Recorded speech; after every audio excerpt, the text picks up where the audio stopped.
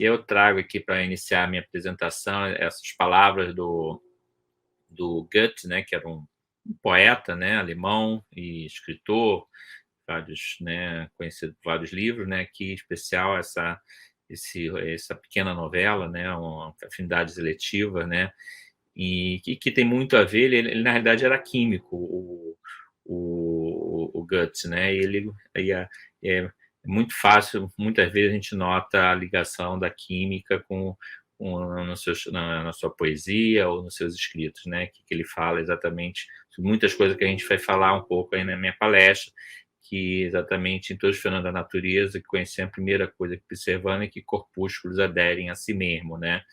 Então, acho que ele previu até com 200 anos de antecedência, né, a importância, né, dentro da célula de você ter, depois a gente vai falar um pouco das chamadas interações e separações de fase, que a gente vai falar um pouquinho mais adiante, né.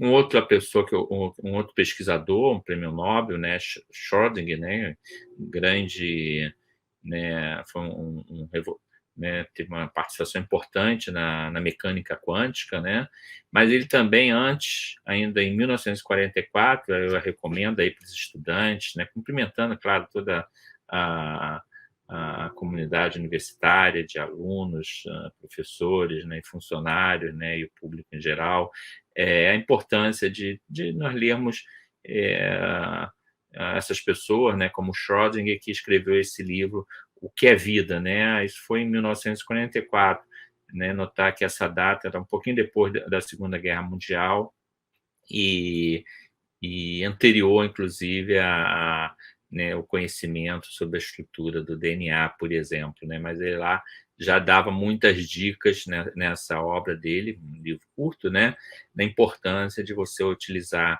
as ferramentas da química e da física, né, para interrogar a biologia, né, mas esperando que provavelmente ia haver maneiras diferentes, né, de se usar, né. E tenho certeza, né, não posso, tenho certeza não, eu acho, né, que o Watson, em especial, ele deve ter lido o livro do Schrödinger, né, e rumou para a Inglaterra, um jovem na época, né, de 23 anos, está aqui, né, se associou com o Francis Crick, jovem, mas um pouquinho mais velho, 33 anos, e junto, né, publicaram um trabalho, né, um modelo da estrutura do DNA.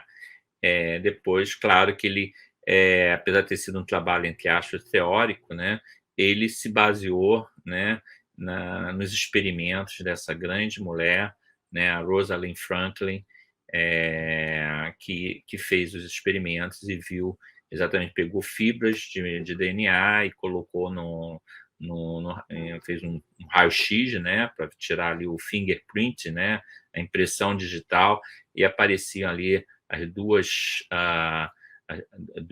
marcas, né, e com as distâncias, né, claramente mostrando que a fita de DNA seria uma dupla hélice, né, diferente do que um outro, né, químico, inclusive já tinha ganho o prêmio Nobel, né, tinha previsto que seria uma lista, uma fita tripla, né. Infelizmente, ela faleceu muito jovem, né, ela não foi contemplada com o prêmio Nobel, mas certamente ela é uma das gigantes da ciência, né.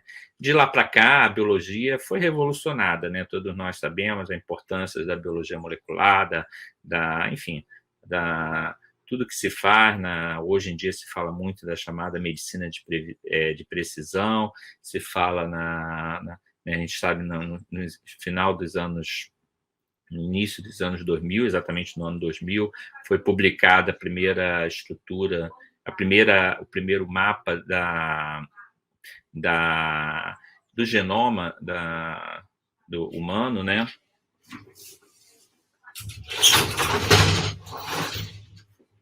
Desculpa.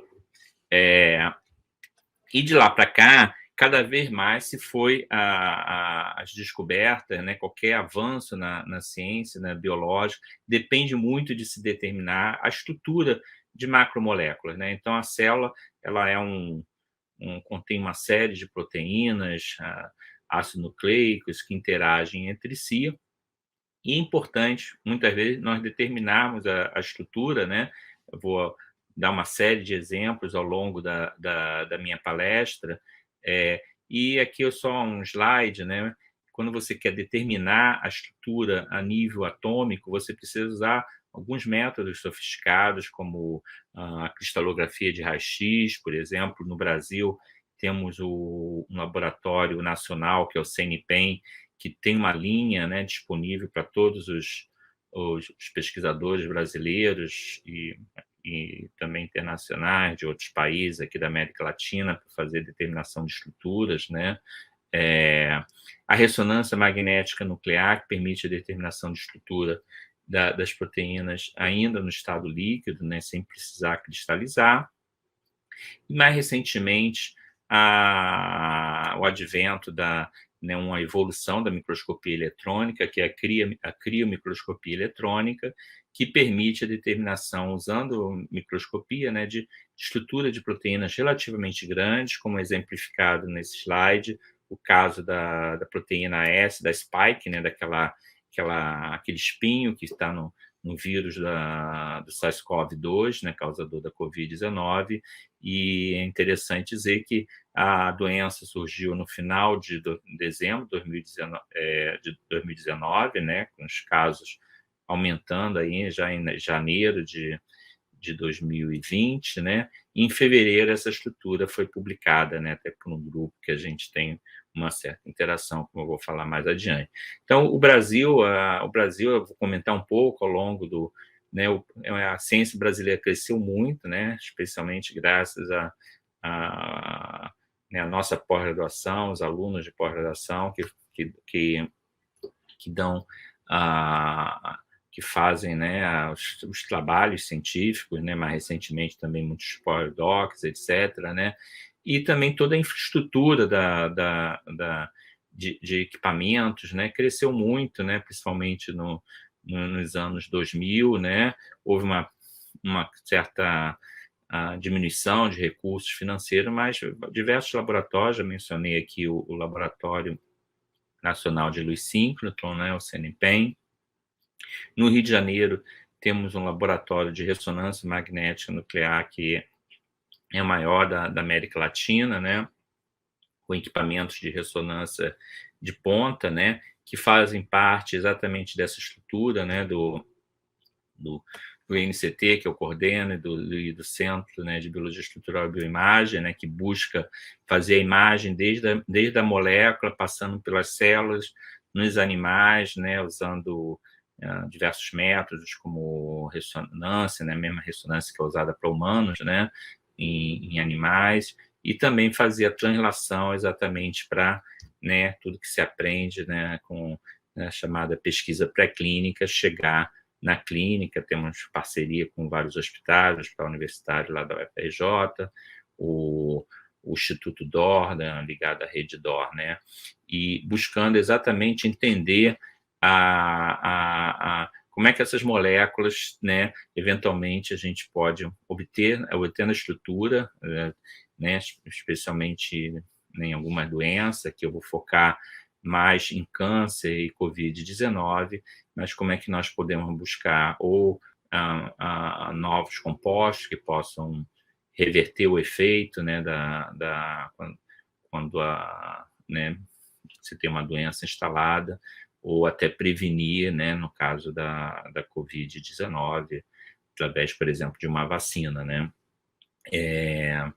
E, claro, né, essas estruturas que eu mostrei anteriormente, né, aqui nesse meu slide, né, são muito bonitas, etc., mas todas são feitas, né, principalmente as obtidas por cristalografia, mas também de ressonância, né, e até de criomicroscopia eletrônica, são feitas fora da célula, né, e cada vez mais também está se caminhando, né, que é um tema muito... Lá o nosso Centro de Biologia Estrutural e Bioimagem está em vias de adquirir também um equipamento de criomicroscopia eletrônica que vai poder ser disponibilizado para as pessoas, para se fazer tanto de partículas, né, proteínas purificadas, como também, né, de fazer alta resolução de imagens na chamada criotomografia eletrônica, que eu vou comentar um pouco. Por que a gente precisa entender tudo isso? Porque na célula, né, as proteínas elas se juntam, né? Aí volto lá aquela minha frase do Gut, né? Elas se juntam, né, de maneiras as mais estranhas possíveis, né? Estranhas assim, não previsíveis, né? Pela física, né? Mas certamente necessárias para que a função dessas proteínas ocorra, né? E um dos temas que eu vou abordar ao longo também da minha palestra é a formação da chamada, as proteínas se juntando, né, separando, igual o óleo se separa da água quando colocamos junto, né, elas se formam, né, formando algumas estruturas, né, que quando a gente aprende ali nas aulas de biologia, né, formam estruturas como o nucleolo, né, não possui uma membrana, né, então a gente tem uma célula que tem várias organelas com membrana, como mitocôndria, lisossoma, etc., o próprio núcleo, né? Mas a gente tem uma série de outras chamadas organelas sem membranas, né? Algumas importantes, né? Algumas que todos devem ter ouvido falar, do nucleolo, né? E, eventualmente, é o que a gente tem visto, né? E aí eu vou abordar aqui um tema, né, que é em câncer, né, que é a agregação da P53, uma revisão recente, né, e que é um tema que tivemos a sorte de lá atrás, né, de escrever, né, como importante, né. Eu vou abordar um pouco a importância, né, exatamente quando você tem uma proteína que exerce uma função e eventualmente ela, né, que a gente chama de não só separa de fase, mas sofre uma transformação de fase, né? Transformação de fase seria, por exemplo, você pega um ovo e coloca na frigideira e forma, né, um ovo frito, né? Então né, se você deixa muito tempo, fica aquela gema bem densa, né? Então aquilo separou de fase, você não consegue voltar ao que era antes, né?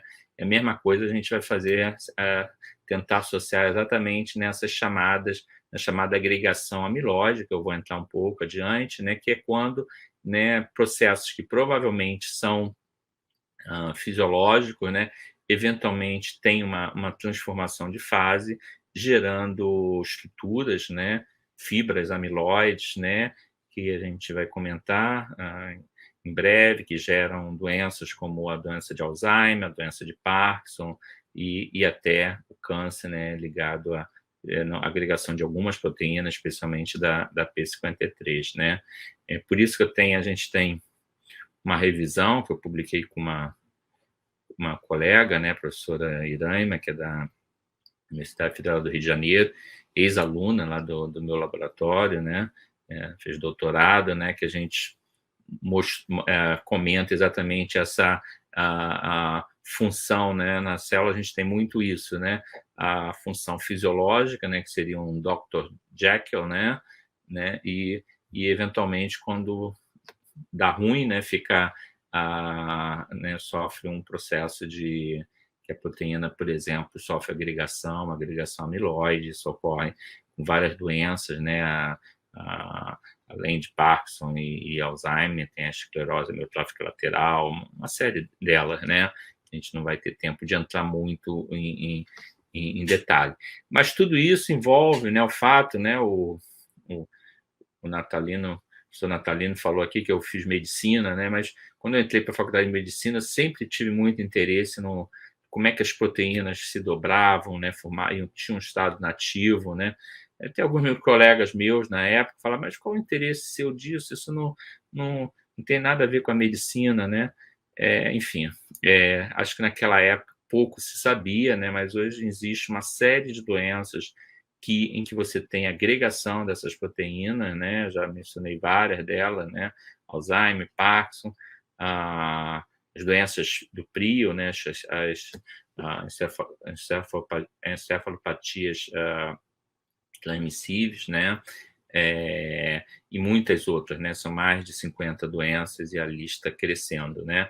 Então a gente vai falar um pouco sobre isso, né. O nosso laboratório ele faz desde estudos bem básicos, né, a estudos pré-clínicos, né, com animais, até, eventualmente, interação, em alguns casos, né, tentando buscar a, né, essa fazer a chamada que se chama translação, né, quando você usa que foi descoberto na bancada e aplica no paciente, né. Um dos métodos que nós utilizamos, né, um método parece meio estranho, né, nós utilizamos métodos físicos e químicos, né, para interrogar como é que essa estrutura da proteína pode ser perturbada e várias questões, né, o pessoal da química, né, gosta muito, né, de físico-química, né, de entender quais são as forças envolvidas, né, e em biologia, geralmente, tudo é muito sutil, né, a diferença entre um estado nativo e uma fibra amiloide, por exemplo, né, praticamente a diferença está na organização, porque as forças que levam, né, a fibra amiloide se formar, basicamente, é a proteína se dobrar, né, e excluir moléculas de água, né. Então, nós temos utilizado a alta pressão hidrostática, né, eu vou mencionar um pouco, né, que a gente consegue obter, acho que no próximo slide, né, a gente usando uma bomba de pressão, a gente consegue estudar vários várias amostras biológicas, incluindo fibras amiloide, proteínas, inclusive estruturas virais, né? E a gente consegue, então, obter dados, inclusive a nível de atômico, né, dessas estruturas, né? E entender, por exemplo, por que alguns estados chamados intermediários, né, eventualmente acabam levando à agregação de uma proteína, etc., né? Aí eu vou preferir dar alguns exemplos, né? Vou gastar muito pouco tempo aqui falando de uma doença neurodegenerativa que a gente estuda muito, né? Que é a doença de Parkinson, a segunda doença neurodegenerativa mais comum, né? Depois da doença de Alzheimer, né? Ela envolve uma proteína, né, que não se sabe exatamente a função, que está ali no neurônio, e ela, eventualmente, ela forma, né, essa proteína no estado separado, né, né, a gente não entende direito, né, ela começa a formar esses agregados, né, sofre essa agregação, né, nas pessoas que têm Parkinson, né, depois quando é examinado pós-mortem, né, se encontra nos neurônios, né, esses agregados da chamada proteína alfa-sinucleína, né, e a gente tem usado exatamente muitos desses métodos para interrogar, exatamente tentar entender o que leva à formação dessa fibra, se ela é reversível, se não é reversível, né. Então, ainda em 2003, nós mostramos que era possível, com alta pressão, dissociar essa fibra amiloide, né, nas suas estruturas monoméricas, né, e ao liberar a pressão, depois, muito lentamente, a fibra voltava, né. Mais recentemente, nós usamos exatamente técnicas de ressonância magnética nuclear para né, olhar a estrutura, né, o que está acontecendo na estrutura, né, quando sai do estado fibrilar e vai para o estado monomérico, né. Então, a gente tem esses pontinhos aqui nesse mapa bidimensional, né?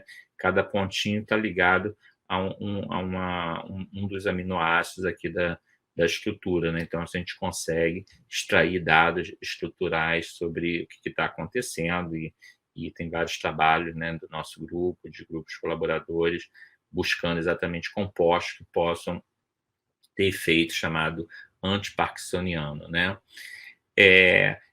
E aí a gente sabe, né, é muito comum para todas essas doenças neurodegenerativas o tema da agregação amiloide, né? A gente, curiosamente, nosso laboratório estava no início dos anos 2000 trabalhando com a proteína do prion, né? Então, a proteína é interessante porque além de ela agregar, ela, né, por exemplo, responsável pelo mal da vaca louca, né?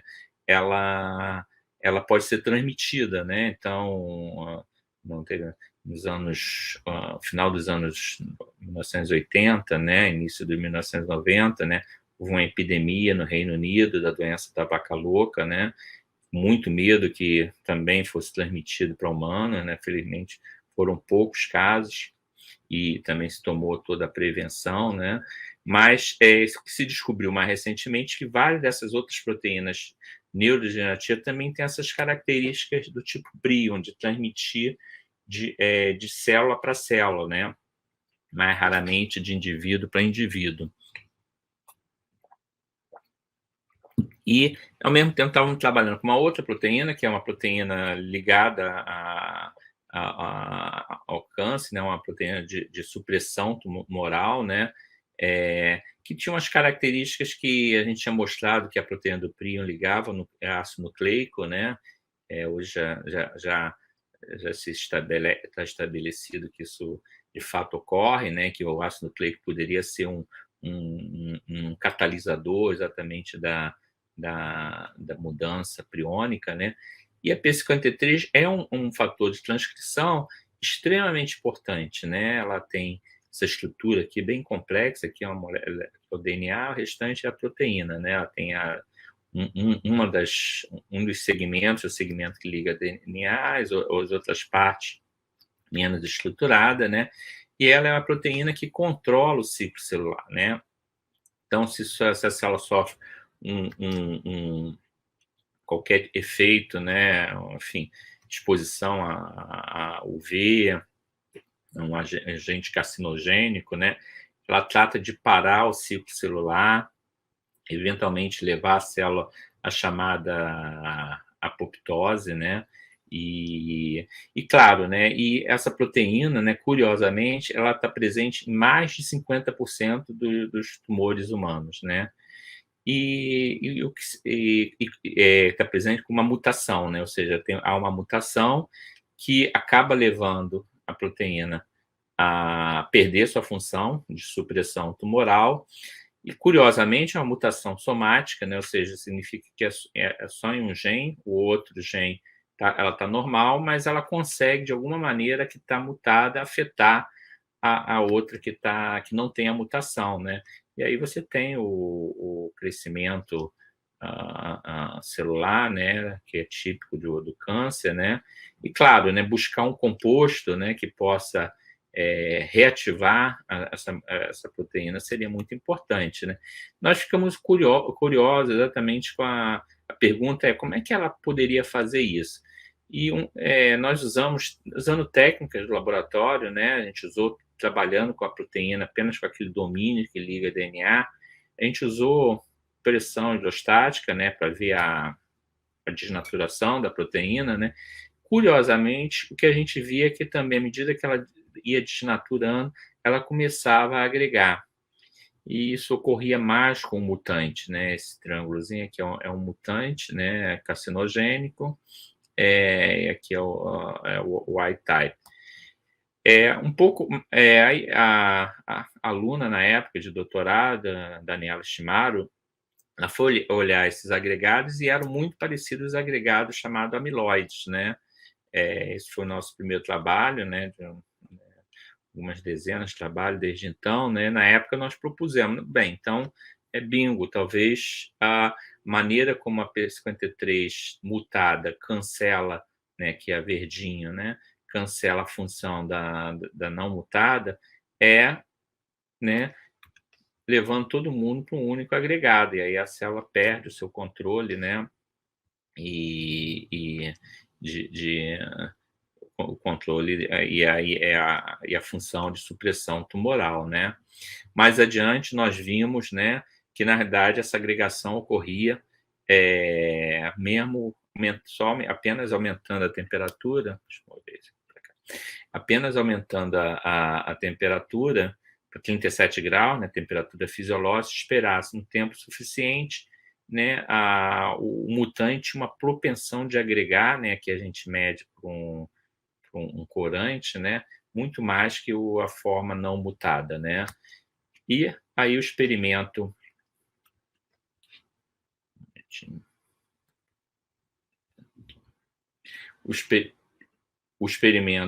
que nós fizemos interessante foi usar exatamente uma semente daquele agregado do mutante e ver se ele conseguia, né, enquanto que a agregação da forma não mutante leva muito tempo, né, isso na célula esse tempo muito longo, significa que isso não ocorre, né? Porque essa proteína tem um tempo de vida da ordem de alguns poucos minutos, né?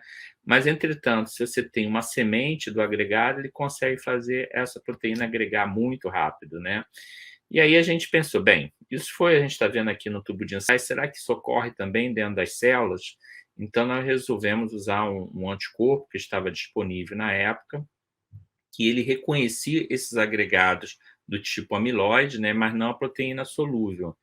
E fomos olhar, por exemplo, biópsias de tumor de mama, né? Então, aqui está mostrado em vermelho, né? O tumor, né? Notar que aparecia totalmente, né, sinalizado, né? Aqui um tumor com uma mutação na P53, né? Em vermelhinho é o anticorpo detectando o agregado amiloide, em verde é detectando a P53, e aqui mostrando que eles confluem, né?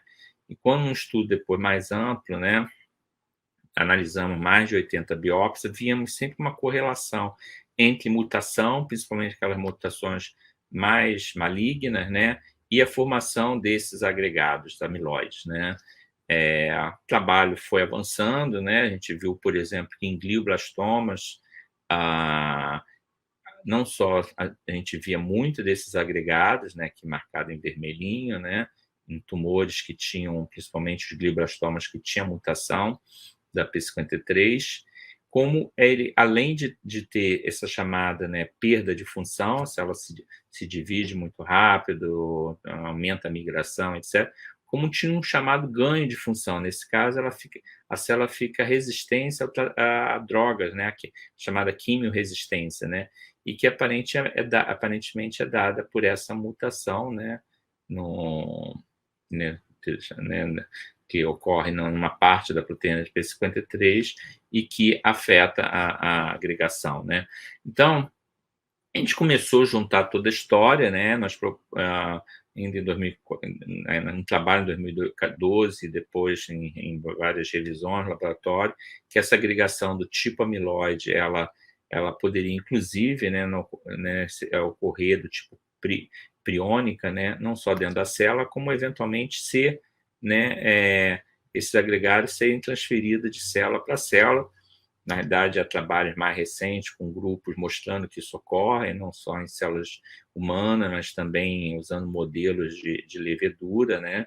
E aí a outra questão é, gente, então, se realmente, né, o maior problema da P53 está tendo perda de função, ganho dessa função, né, oncogênica, né, nós poderíamos usar, né, essa agregação amiloide, né, como um alvo para a gente evitar, né, a agregação, né, colocar algum composto que bloqueasse essa agregação, né.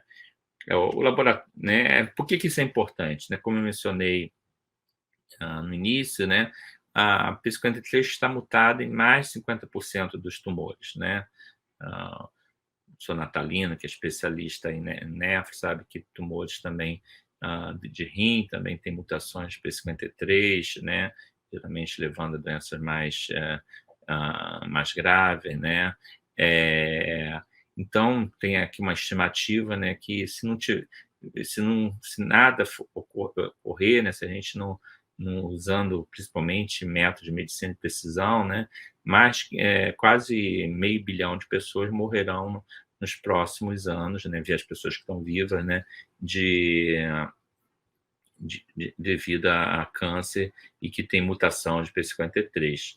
E que a gente busca uma série de compostos que possam, né, diminuir essa possibilidade, né, porque a P53 não só ela agrega entre si, aí depois não estudo até de outros laboratórios, também nossos, né, mostrando ela carrega, né, ao ligar, ela liga no agregado, ela liga outros fatores de transcrição, como a própria P73, P63, que são macromódulos ou até outras proteínas, né, e que podem levar a essa função oncogênica, né. Então, entre não vou falar de todas, né, temos buscado, né, colaborado com químicos, como, por exemplo, o grupo do professor Vitor Ferreira, né, buscando exatamente compostos que possam, desde compostos inicialmente naturais, como o resveratrol, mas derivados também, né, que temos trabalhado, como compostos sintéticos, né, dessa classe de receptores de Michael, né, que formam um adulto com a proteína, né, e tem uma capacidade de inibir a agregação. Aqui mostrando, né, eu gosto de mostrar isso aqui, eu gosto muito de vinho, né, mas obviamente o resveratrol está muito presente também no suco de uva, em uvas, né, o vinho ele acaba concentrando, né, porque ele usa muito a casca da uva, onde o resveratrol tem maior quantidade, e víamos que, na verdade, o resveratrol consegue inibir a agregação, né, da P53 aqui in vitro, né, como também, principalmente, do mutante, né. Infelizmente, ainda em concentrações muito altas, né. Vimos isso tanto in vitro, né, como em células, né. Então, se a gente vê, por exemplo, acompanha um desses slides, à medida que vai aumentando, em vermelhinho são os agregados, à medida que vai aumentando a concentração de resveratrol, o vermelhinho some, né, os agregados somem, né. Aqui no modelo animal, né, um tumor que foi implantado no camundongo, né, então, de novo, o tratamento de resveratrol faz sumir, né, e a gente viu que o resveratrol, junto com a inibição da agregação, ele inibe a proliferação celular, inibe a migração celular, então teria todas essas características. Como eu disse, o único problema seria a quantidade, né, enfim, seria o equivalente de beber 10 litros de vinho por dia, o que certamente não seria muito saudável, né, mas, por outro lado, a gente está buscando moléculas que alterando o resveratrol que possam ser utilizadas. Na outra linha, nós temos buscado, né, moléculas sintéticas. Uma delas, né, é uma molécula já conhecida, já se sabia que ela tinha que ela tinha um efeito anti-cancerígeno, né, e já está em fase, né, inclusive fase 3 para alguns tumores, né, sendo utilizado, mas não se sabia o mecanismo, né? Então, nós, nesse trabalho mais recente, mostramos que, de novo, o mecanismo aparentemente tem a ver com a diminuição da agregação. De novo, a gente vê tanto essas curvinhas, né, à medida que vai aumentando a concentração da prima 1, né, a molécula mesmo que faz que se liga, né, é um metabólito da prima 1, que é o ligar entrar dentro da célula, né. A gente via exemplo que foi visto com resveratrol em células, né, sendo tratado com prima 1, esses agregados aparecerem, né. E aí, nesse trabalho que foi interessante, que a gente via que mesmo, né, quando a gente pegava células, por exemplo, tumor, isso aqui são células tumorais, uma linhagem tumoral de tumor de mama, né.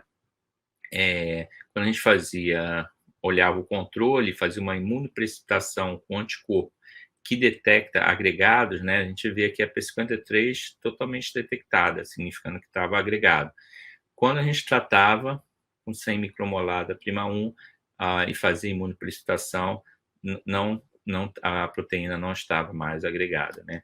Então, também, né, a história final é que realmente você pode inibir a agregação usando essa molécula, né. O laboratório tem buscado outros compostos, né, não vou entrar em detalhe, né, um composto que age muito semelhante ao prima 1, só que a gente tem visto né, ele tem né, necessita de uma dose 10 vezes menor. Esse trabalho está em preparação, né, já estamos fazendo estudo com os animais com um tumor implantado, né, e claro, né, a ciência ela avança, assim, ela não tem muito, felizmente, né, as descobertas nossas são como os filhos, né, eles vão para o mundo, né, então a gente teve aqui recentemente, né, aqui em 2021, trabalho na Nature Communication, mostrando outros compostos que conseguem inibir essa agregação da P53, e na própria Nature, né, que foi um artigo que se descobriu uma proteína, né, um chaperone, né, que tem uma grande capacidade de inibição da agregação e até de recuperar, assim como a gente viu com a prima 1, né, de recuperar, mesmo quando tem uma mutação, de recuperar a estrutura, né. Aqui eu vou passar muito rápido, porque eu quero apresentar os dados de Covid, né. Mais recentemente, a gente tem mergulhado exatamente em entender como é que se chega nesse agregado dentro da célula, né. A gente sabe quando vai olhar, os agregados estão lá, né. Então a gente quer saber como é que isso ocorre, né, e aí curiosamente, né, que foi aquilo que eu falei no início da palestra, né, de fato a P53 ela tende a formar, ainda aqui em experimentos in vitro, né, ela separa de fase, né, in vitro, né, vou mostrar aqui o dado, né, quando a gente faz em célula, né, em célula a gente observa a formação dessas separações de fase. Interessantemente, né, a forma, quando a gente usa um laser para apagar, né, a fluorescência, que ela fusionada com uma proteína fluorescente, né, a forma Y-type, né, sem a mutação, rapidamente, né, ela é muito líquida, né, não está naquele estado que a gente já consideraria amiloide, né, dentro da célula, né, mas quando a gente vai olhar dentro do nucleolo, né, a proteína que está com a mutação, ela praticamente não a troca, né, então ela está no estado muito menos líquido, né, mais próximo do gel e do sólido, né, e aí foi a conexão que a gente fez aqui, né, passando para como é que a gente tinha uma proteína que provavelmente está transitando, né, que precisa ir no nucleolo, né, que é a P53, para poder exercer sua função, ou em outras organelas que estão dentro do núcleo, né, de não membrana, eventualmente, por mudar de fase, né, passa, inclusive, ter essa função oncogênica, né. As conclusões são basicamente dessa parte que eu estou mostrando, né, que a gente busca, né, transformar esses resultados de uma pesquisa inicialmente básica, que foi feita lá atrás, né, em aplicações, né, tem já grupos como eu já mencionei, com patentes, a gente também tem patente, né, nessa área, né, usando a agregação da P53 como um alvo para ser usado como uma droga, né, um composto, né, que possa, né, virar um medicamento, né, como a prima 1 que eu mencionei, ou um derivado resveratrol, né. E aí eu vou pular um pouquinho para falar aqui nos últimos 5 minutos, porque eu prometi 5, 8 minutos, não me alongar muito, né, os nossos estudos com vírus, né. São muitos estudos, a gente estuda, né, né, principalmente a arboviroses, que a gente vem estudando nos últimos anos, né. Uma das abordagens que utilizamos é exatamente usar a alta pressão do hidrostático para inativar um vírus, né, assim como a gente tem uma vacina do influenza, né, que usa o vírus inativado, usando a vacina da raiva, que usa a inativação química, né, mais recentemente a Coronavac, que também é inativação química, nós usamos um método físico, né, nós e alguns outros grupos, né, em vários trabalhos, por exemplo, a gente tem demonstração que animais vacinados com vírus inativado por pressão, a gente consegue né, impedir que morram, né, que tenham a doença, né, quanto que os não vacinados morrem, né. E nós estamos fazendo temos um estudo, né, que já está em quase final, né, com o vírus SARS-CoV-2. É claro, né, o nosso laboratório, quando veio a pandemia, né, nos sentimos bem. Estávamos estudando vírus da dengue, vírus da zika, inclusive influenza, né, mas resolvemos, né, colocar nosso foco, né, em Covid-19, né. Então, você, para ter uma vacina, né, chamada imunização ativa, né, foi ali o grande desafio, né, que a ciência teve e conseguiu, né, isso mostra a importância, né, da ciência e da tecnologia para o mundo, né, está nos tirando dessa pandemia, né. E nós também, além de de buscar a vacina, também, né, um outro método, né, é a chamada imunização passiva, né, seja com anticorpos monoclonais, que também se utiliza para tratar a covid, né, mas também, um método muito mais antigo, né, que é os chamados soros, né, com globalinas heterólogas, né. Então, soro antidiftérico e o soro antitetânico, né, que foram descobertos aqui pelo M. von Behring, com o nome em 1901. Aqui no Brasil, os chamados soros antitetânicos, né, que é usado para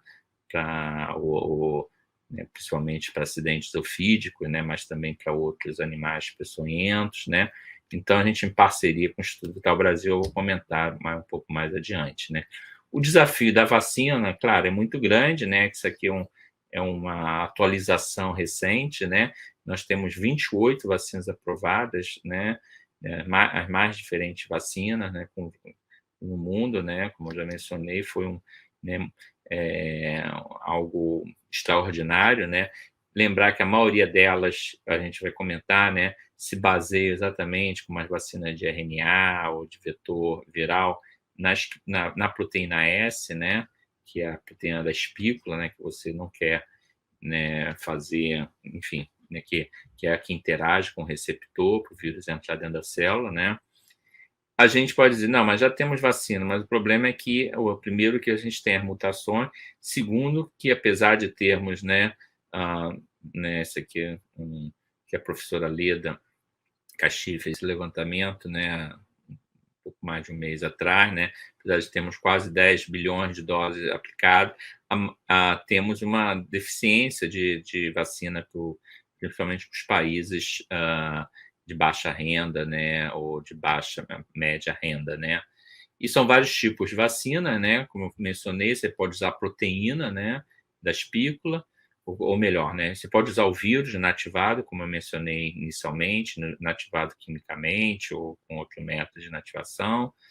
Você tem vacinas, de que você usa, por exemplo, a proteína da própria espícula, né, vacinas de mRNA e DNA, né, então aqui a gente tem a vacina da Pfizer, né, que é a vacina AstraZeneca, né, que tem a informação genética da proteína da espícula colocada dentro de um vírus, né.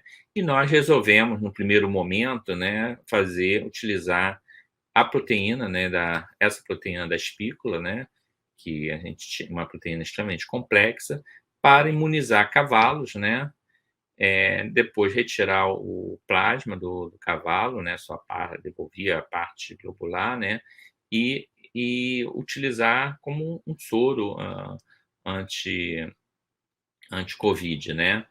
Eh, começou logo em maio de 2020, começamos a fazer as inoculações, né, e nos cavalos, aqui no Instituto Vital Brasil, e a maior surpresa, né, foi a impressionante capacidade dos cavalos, né, inoculando a proteína S, né, a cada semana, né, a capacidade que tinham esses cavalos de produzir, altos títulos de anticorpo, né. Eh, Esse anticorpo, ele precisa ser processado, né, ele usa uma enzima para cortar essa parte aqui chamada FC, né, que seria a parte que poderia dar uma reação cruzada, por ser um anticorpo heterólogo, né, e mesmo depois de cortado ainda tem um alto título, né, por ELISA, né, e depois, acho que foi a parte mais interessante, foi quando fomos ver se esse anticorpo, né, principalmente aquele fragmento do anticorpo, que seria o produto, né, que a gente denomina como soro anti-Covid, né, se ele teria capacidade de neutralizar o vírus, né, se impediria que o vírus entrasse dentro da célula e se propagasse, né. Então, aqui, diluindo mesmo 20 mil vezes, né, quase 20 mil vezes, o o soro tinha essa capacidade, né? Estudo semelhante, não com a proteína S inteira, mas com um segmento, foi feito na Argentina. O Butantan utilizou o vírus inativados, tem utilizado o inativado também para obter o soro, né? Ou seja, qualquer um desses métodos parece resultar numa alta capacidade de neutralização, né?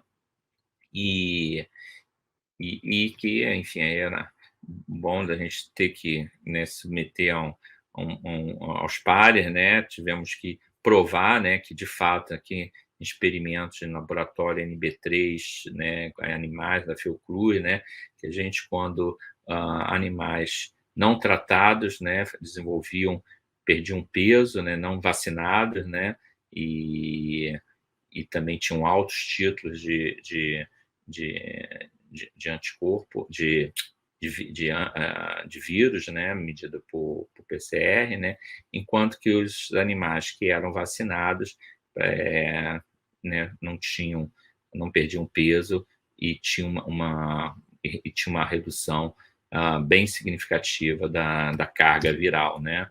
O trabalho foi publicado no final de 2021, né, essa revista da Cell Press, né? E mais interessante, né, foi a gente defender, né, que ele, em princípio, seria até mais interessante que o monoclonal, porque o monoclonal você faz um anticorpo específico em uma determinada região, enquanto o nosso soro seria um soro policlonal.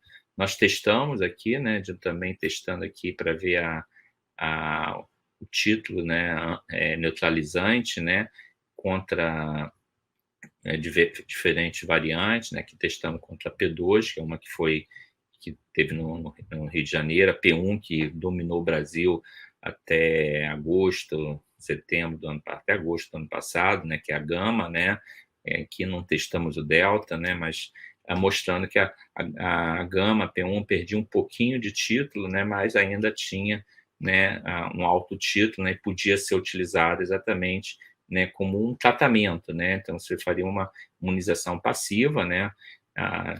Um estudo que está indo para a fase clínica agora, né? E que a gente acha que, infelizmente, como a pandemia eventualmente vai virar mais numa endemia, né? Vai ser importante lançar mão exatamente de maneiras de prevenir, né? Que eu não vou entrar em detalhes, são os estudos clínicos que estão em parceria com o Instituto DOR, né? Vou avançar um pouquinho e falar por último, né?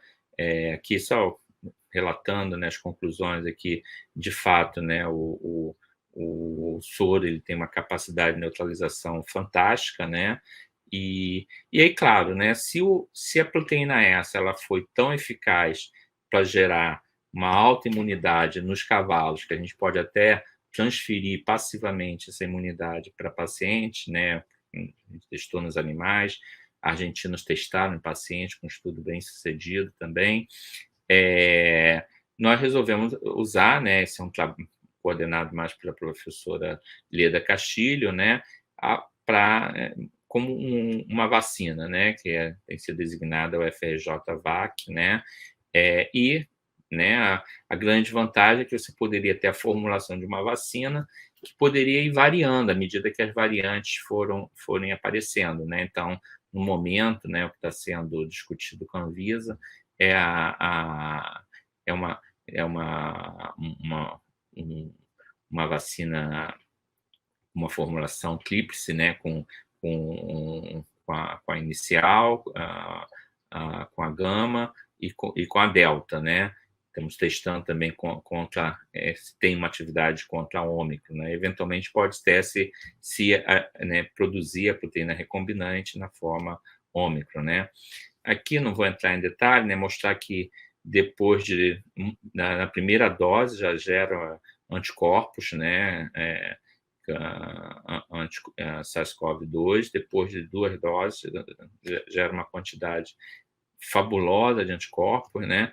Aqui eu não vou mostrar todos os dados mostrados aqui nesse gráfico, mas aqui focar aqui nesse resultado, mostrando que diferentes combinações de proteína S, né, com adjuvante, né, que tem um segredo por causa da patente, né, eles apresentam uma quantidade impressionante de títulos de neutralização. E aqui já no experimento de desafio, né, os animais foram vacinados, né, então aqui eles foram primeiro vacinados e depois foram desafiados com o vírus, né. Então os que não foram vacinados, deixa eu ver aqui que tem né, perda de peso e morte, né, enquanto que aqui já em camundongos, né, diferente do que foi feito lá atrás, o soro foi em hamster, né, e aqui modelo que é transgênico, né, de camundongo, né. E aqui as diversas formulações, como por exemplo, a trivalente, né, tem delta, a gama e essa mutação original, né, que surgiu na Inglaterra, né, então todas com uma resposta muito boa, né. Eu acho que as conclusões, né, a gente acha que é importante que o Brasil domine, né, diferentes vacinas, né, em outros grupos no Brasil trabalhando com vacinas de subunidade, com vacinas de RNA, então acho que isso é muito importante, né. Então, correndo aqui para agradecer já né, a quantidade de pessoas, né, que são as pessoas mais envolvidas com o trabalho do soro, né, e também envolvendo aqui a professora Leda, né, que é a grande líder aí na questão da vacina, né. Aqui meus agradecimentos por uma quantidade enorme de estudantes, pós-docs, né, de estudantes C, mestrado, doutorado, pós-doc, etc. As agências de fomento, né, importantes, né, que sem fomento se não faz pesquisa, né. Dedicar, eu sempre gosto de lembrar, né, nossas universidades aqui, incluindo a Federal do Maranhão, né, pelo Brasil todo temos centenas de universidades, né, principalmente públicas, né, institutos que fizeram a diferença, né. A importância do financiamento, eu gosto sempre de lembrar da filantropa americana Mary Woodlaska, né, não não, todo esse trabalho que eu mostrei só foi possível porque eu tive financiamento, né? Então, como eu não podia, né, deixar de falar no meu chapéuzinho aqui, minha luta, né? Eu durante muito tempo fui diretor científico, vivi aqui um período de trevas, né, em que a Faperj não tinha recursos, né? Então ela dava o termo de outorga, mas era um dinheiro virtual, porque ela não pagava, né? Felizmente, quando eu voltei aqui como presidente, a gente tem tido aqui tem tido, entre aspas, mais sorte, né? Talvez pelo reconhecimento da importância da ciência. Quero agradecer mais uma vez, né, as pessoas, né? Aqui é uma reunião que fizemos de 30 anos do nosso laboratório. Agradecer aqui a minha última produção, né? Minha produção aqui é a professora Débora, com nossos 4 filhos, né? Com o netinho. E aí, obrigado.